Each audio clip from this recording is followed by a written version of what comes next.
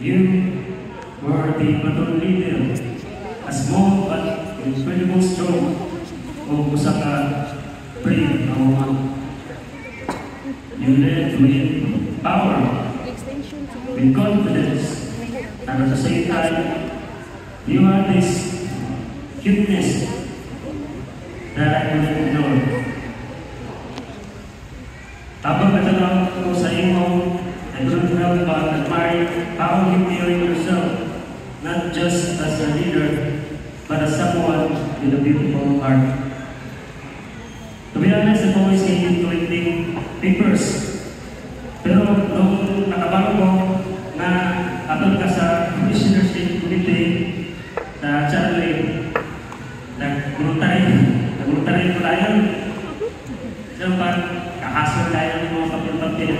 Pero naamang ka, nagmultarin ko mamupon na magpag sa mga document na ito sa OCS. I did it for the joint training, hindi dahil sa wala kong gusto, but because I didn't want to risk anything. Alam natin bawal dating o ibuyak sa loob sa OCS. But even without words, I tried to show you how much I cared. Every gestures, every movement, and every moment, every chance to help, I took it.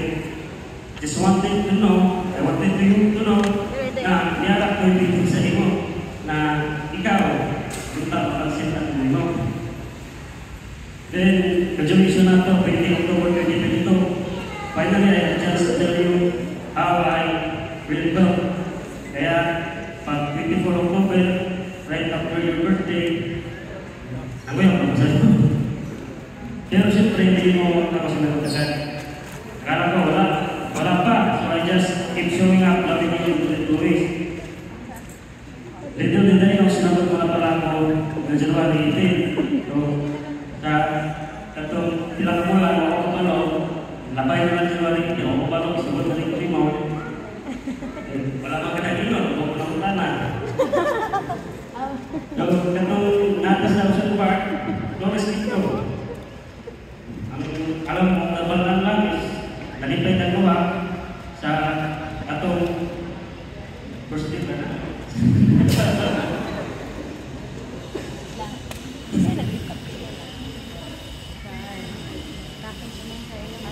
And now, today, here we are.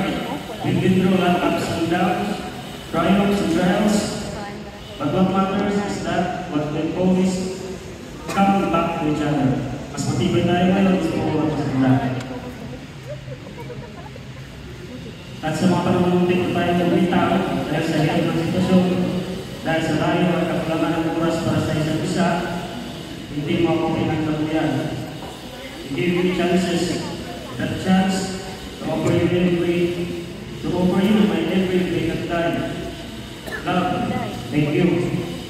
Thank you for loving me kung sa pag-antos sa pagdawat sa lisod o libo. And today, in front of God and everyone, I make these vows. I vow to protect you, that I won't take away. I always promise myself I would. From the moment I acquired you, I vow to care for you with all the gentleness that your brave heart deserves. I vow to stand by you, not just as a soldier, beside a soldier, but as a husband beside his wife. I vow to love all of you, your courage, your kindness, your humble moments, and even your surprises. I vow to love with you in the life. Your life is fine, and hold you in life's hard. Most of all, I vow to choose you every single day for the rest of my life. From strangers in uniform to being soulmates in love, I am forever grateful that you're mine now. Forever your soldier, forever your partner, forever your husband, and I am forever proud to be yours.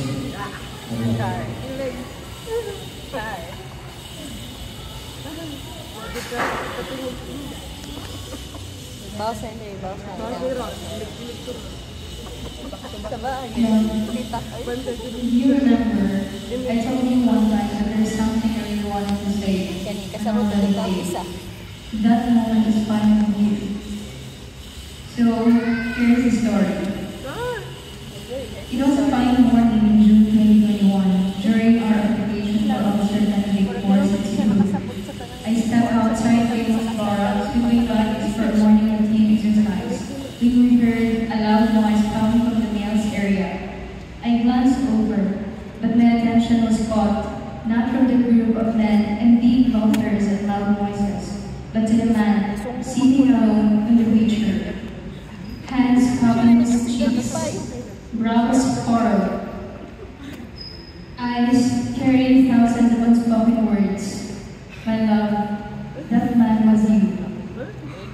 It was over 4 years, but I vividly remember the first time I saw your face. I don't know exactly what I felt that night. All I know is that you made my heart smile.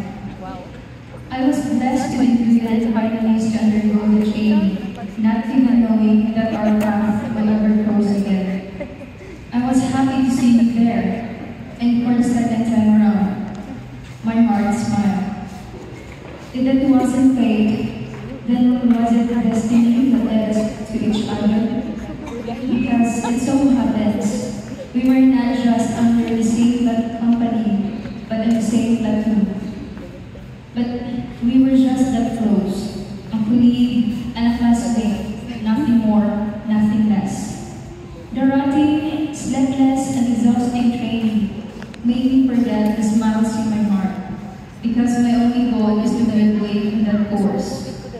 But after a few months, I've known you more as a person. Hindi ikaw yung tipong sobrang snappy sa training. Pero isang klaseng pinakamabait ng classmate ko. I didn't even know that you liked me back then. Kasi sobrang snabera ko talaga. But one of your closest friends spilled your hidden secret. And yeah, it escalated all over our class. Kaya lagi tayong tinutokso ng mga klase natin. I just smiled and I pretend to ignore you as I'm driving to achieve my goals. But honestly, I appreciate every effort you made to get closer to me. Yun nga, nag-volunteer pa maging member ng isang committee na alam mo kung sobrang sakit sa ulo mo para makasama ako. But time hasn't come for both of us yet, and again, I ignored you. October 24, 2024, I know, 2022, you finally asked permission to court me, and without hesitation, I said yes. I wanted to give you the chance that you deserve. And yes, after 3 months of courting, we took the next step together. Pero actually, ako lang talaga nag-desisyon. Hindi mo alam. Kasi hindi mo rin ako kinanong naiya ako sabihin sa'yo. Unlike any other new relationship, ours did not start with honey words, nor full of I love yous and I miss you. But just a casual conversation of a colleague asking about your day, a shared laugh, a steady presence. I have been single all my life. You were coming from a long-term relationship, so we were both cautious, afraid of getting hurt, so we set each other's boundaries. We carry different histories, but we choose to stay and build something new. Love, I cannot put into words my feelings of gratefulness that you came into my life. I used to believe that I didn't need love, and honestly, I was right. I had built a life where I could stand on my own. I learned to celebrate wins by myself and dry my own tears. But it showed me the strength and independence are not broken by love, they are amplified by it. With you, my joys are brighter and my burdens lighter. You taught me that the world is a person as much as a place. Thank you for accepting me, for loving my strengths and my flaws, for staying through the hard seasons and not just for the easy ones. Thank you for bringing laughter and honesty into my life. Thank you for learning with me growth together. From this day, O Lord, you shall not walk alone. My heart will be your shelter, and my arms will be your hope. I promise to stand by you, and wavering when I pray, because that together we can face anything. Your happiness will be my happiness, and your burdens will be mine to share. I promise to love you more than our walang katapusang aways, and on the days we don't understand each other. As my favorite singers in his lyrics said, you are the best thing that's ever been mine. I choose you for today, for every ordinary day that follows, and for all the years to come.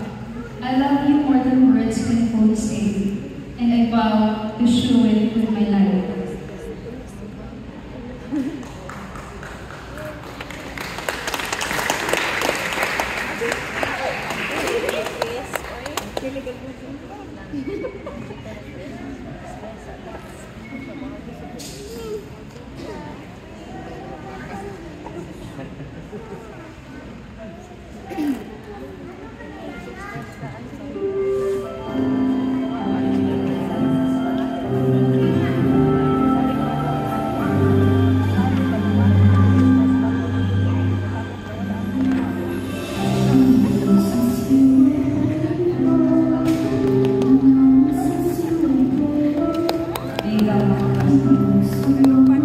So pretty, great to sell your local.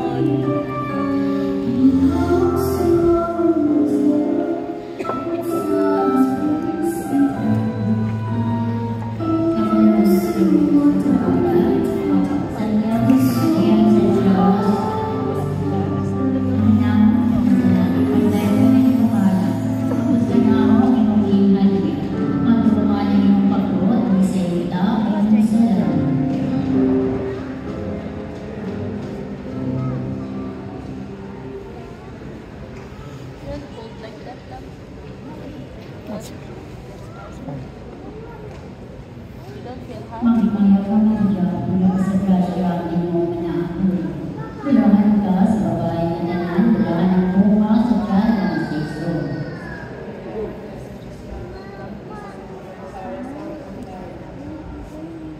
Maghimaya ka Maria, mula sa grasya ang inyong pinaakoy. Bulahan ka sa babae na nanan, bulahan ang bunga sa tiyan ng Kristo.